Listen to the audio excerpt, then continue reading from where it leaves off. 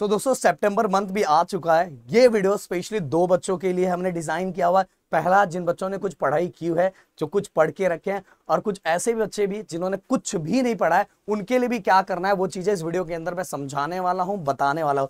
और गाइस एक वीडियो मेरा लाने का प्लान है, बट उसके पहले गाइस कमेंट में मुझे ये लिख के जरूर बताना कि 12th के बाद की आपकी प्लानिंग क्या है और आप कितने परसेंट लाना चाहते हैं, जिससे मैं एनालाइज कर पाऊं कि हमारे बच्चे क्या सोच पा रहे हैं और उससे रिलेटेड वीडियो मैं नेक्स्ट संडे को लेके आ पाऊं। नेक्स्ट संडे को एक और स्पेशल वीडियो मेरा लाने का प्लान है गाइस कि जिन बच्चों की फिजिक्स की स्टडी बिल्कुल जीरो हुई है, उनको कैसे प्लानिंग करना चाहिए, किन किन चैप्टर पर ज्यादा फोकस करना चाहिए कि उनका एक अच्छा खासा स्कोर हो पाए। और इसको समझने के लिए मुझे कि अगर आप बहुत ज्यादा एक्साइटेड हो तो आपके रिएक्शन को समझने के लिए गाइस प्लीज इस वीडियो पे टारगेट लाइक 2000 रख रहा और 500 कमेंट का, जिससे मुझे पता चलेगा आप बहुत ज्यादा एक्साइटेड हो। तो फिर मुझे भी वो काम करने में बहुत मजा आएगा। अगर बच्चे हैं तो भाई उनके लिए मस्त से काम करो। तो गाइस जितने भी बच्चे हैं प्लीज चैनल को सब्सक्राइब जरूर करना, वीडियो को लाइक एंड कमेंट जरूर कर देना जो क्वेश्चन मैंने पूछा हुआ है। अब गाइस यहाँ एक एक चीजें मैं बताऊंगा। मैंने बोला ये वीडियो को दो पार्ट में मैंने डिवाइड किया है। एक ऐसा जिन बच्चों का पढ़ के कुछ हुआ है, एक ऐसा जिन बच्चों को कुछ भी नहीं हुआ। उन दोनों बच्चों को हम इस वीडियो के अंदर कवर करने वाले हैं। सबसे पहली बात होती है गाइस, अब बोलोगे सर सितंबर मंथ, यहाँ तो आपने अक्टूबर लिखा हुआ है। अरे भाई बिल्कुल टेंशन, अगर हम कुछ प्लानिंग बना रहे हैं ना तो हमें आगे का सोच के सब चीजें करना चाहिए। ऐसा नहीं कि बस हम आज का काम कर रहे हैं, नहीं, आगे क्या क्या होने वाला है उससे रिलेटेड अगर प्लानिंग बनाओगे तो आगे जाके फंसोगे नहीं गाइस। अक्टूबर मंथ में आपका फर्स्ट टर्म एग्जाम भी है और दिवाली का सेलिब्रेशन भी है। तो अगर मैं कुल मिला के बात करूं तो हमारे 15 डेज अक्टूबर के वो इसी में जाने वाले हैं। हमारे पास कुल मिला के बस 15 डेज ही बचेंगे, बस ओनली 15 दिन बचेगा। तो इसीलिए हमें ये सितंबर मंथ में थोड़ा एक्स्ट्रा मेहनत करना पड़ेगा, जिससे हमें अक्टूबर मंथ में जो हमारे एग्जाम्स हो या हमारा सेलिब्रेशन हो उसमें हमारा दिमाग खराब ना हो जाएगा। इसीलिए सितंबर मंथ को बहुत सीरियस लेना है। सबसे पहले हम बात करेंगे, पहले मैं ये बता देना चाहता हूँ फिर मैं उन बच्चों की बात करता हूँ। फिजिक्स के अंदर अगर term exam, first term exam की बात करूँ 8 to 10 चैप्टर आएगा। केमिस्ट्री के अंदर 8 to 10 चैप्टर आ सकता है, बायो के अंदर 8 to 10 चैप्टर आ सकता है, मैथ के अंदर 8 to 10 चैप्टर आ सकते हैं। ओके, अब अगर मैं इस तरह से ऐड करूं, मिनिमम भी अगर मैं ऐड करता हूं 8 तो भी 32 चैप्टर आएगा। अब आप में से बहुत सारे बच्चे ऐसे होंगे जो बोलेंगे सर 32 चैप्टर, सर 32 चैप्टर। अरे भाई बिल्कुल 32 चैप्टर आपको नहीं करना है। आपको जितना दे रहा हो अगर उतना करोगे तो भी बहुत अच्छा स्कोर कर लोगे। ओनली 20 चैप्टर, वो भी सबको मिला के, physics, chemistry, math and bio. हो सकता है बहुत सारे बच्चे ऐसे भी हो जिनका बायो ना हो, कुछ बच्चे ऐसे भी हो जिनका मैथ ना हो। ओके, कुछ बच्चे ऐसे भी होंगे जिनका पीसीएम भी हो। तो इसीलिए मैं एक कॉमन कैलकुलेशन लिया हूं, और बाकी जिन बच्चों को नहीं है उनके लिए तो और टाइम एक्स्ट्रा मिल जाएगा। तो आपको 32 चैप्टर नहीं करना है। जिन बच्चों ने पढ़ के रखा है उनके लिए बात करो, जिन्होंने पढ़ के रखा है आपको 32 चैप्टर नहीं करना है, ओनली 20 चैप्टर ये सितंबर मंथ में बहुत अच्छी तरीके से कंप्लीट करके रखना है। अब सितंबर मंथ की अगर मैं बात करूं तो आज तो 1 तारीख है, आज का दिन जा चुका है। और गाइस ये वीडियो किसी भी दिन देखोगे ना, उस दिन बस आगे का उतना कैलकुलेशन कर लेना कि मुझे इस दिन तक ये कंप्लीट करना, समझ जाओ। उस दिन आप करके आप कैलकुलेट कर लोगे कि अभी भी मेरे इतने चैप्टर बचे, मुझे उस दिन तक कंप्लीट करना है, जिससे आपका मतलब एक प्रॉपर कैलकुलेशन होना चाहिए।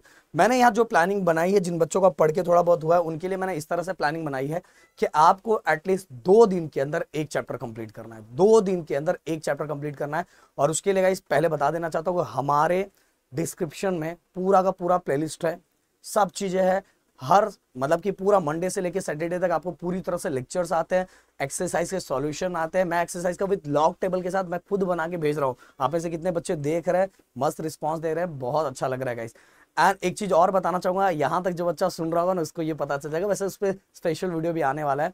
अपने ऐप पे हर सब्जेक्ट के स्टार्टिंग के 4-4 चैप्टर का, अभी तो 4-4 चैप्टर के हम सैंपल पेपर बच्चों को 2-2 सैंपल पेपर, हर चैप्टर के 2-2 सैंपल पेपर हम फ्री ऑफ कॉस्ट, कुछ भी नहीं लेके बच्चों को अपने ऐप पे दे रहे हैं। फ्री मटेरियल सेक्शन में आपको मिल जाएगा, तो जिससे आपको प्रैक्टिस बहुत अच्छा हो पाएगा। और सबसे बड़ी बात, चैप्टर वाइज दे रहे हैं, चैप्टर वाइज। जैसे first chapter rotational dynamic, mechanical property of fluids, KTG, thermodynamic, ये सभी चैप्टर वाइज मिलेगा। इससे मैथ का भी मिलेगा, बायो का भी मिलेगा, सब कुछ मिलेगा, जिससे आप बहुत अच्छी खासी प्रैक्टिस कर सकते हैं।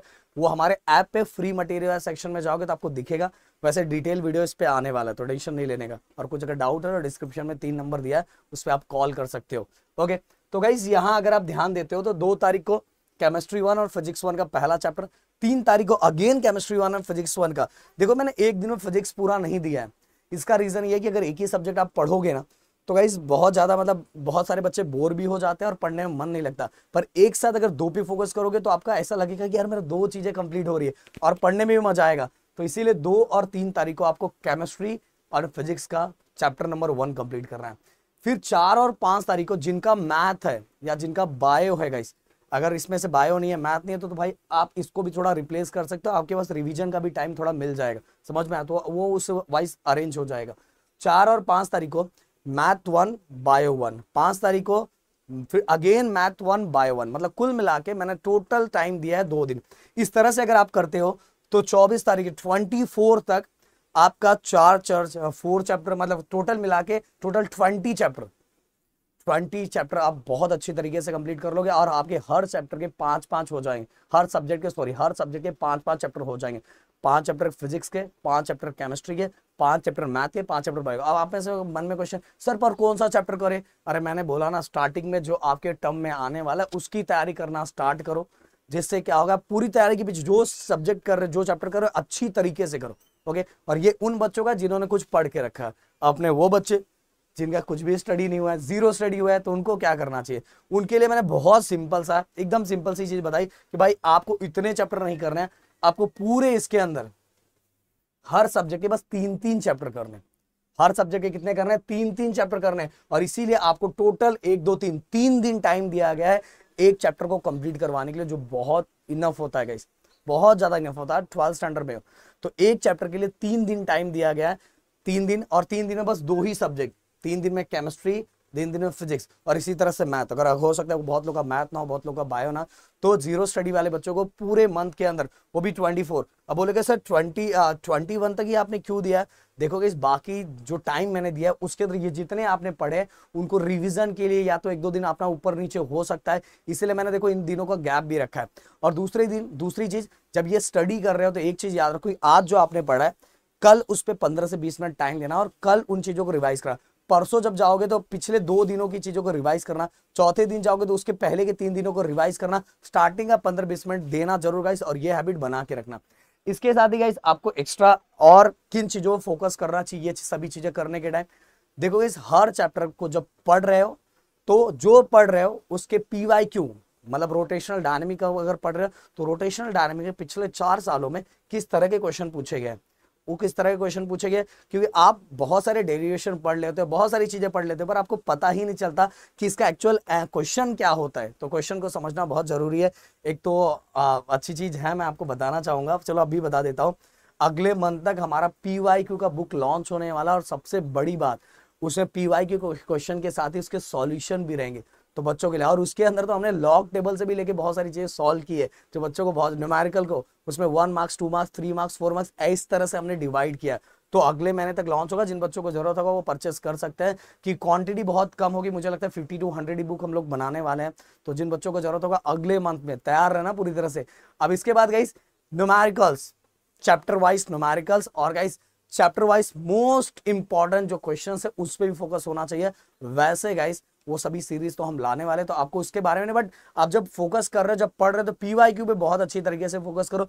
हर इवन PYQ में कौन कौन से न्यूमेरिकल्स है उन पे भी फोकस करो, जिससे जो चैप्टर कर रहे हो बहुत अच्छी तरीके से करो, अच्छी तरीके से। ये नहीं कि आपके सेमेस्टर एग्जाम में 10 चैप्टर आ रहे तो 10 के 10 करने का ट्राई करो पर आधा अधूरा करो, ऐसा करके कोई मतलब नहीं है। अगर आप 10 में से 5 कर रहे हो बहुत अच्छी तरीके से करो, ये आपकी प्लानिंग होनी चाहिए गाइस। तो ये पूरी चीजें इस वीडियो के अंदर मैंने बताया। अगर कोई और भी डाउट है तो प्लीज कॉमेंट करना, एंड नए हो तो प्लीज चैनल को सब्सक्राइब जरूर करना, और डिस्क्रिप्शन में हमारा ऐप दिया हो उसको डाउनलोड कर लेना, क्योंकि गाइस उसके अंदर मैंने बताया हम लोग सैंपल पेपर देने वाले, जिससे बच्चों की थोड़ी प्रैक्टिस हो पाएगी। मिलते हैं नेक्स्ट वीडियो में। Thank you so much guys. जय हिंद एंड जय महाराष्ट्र दोस्तों।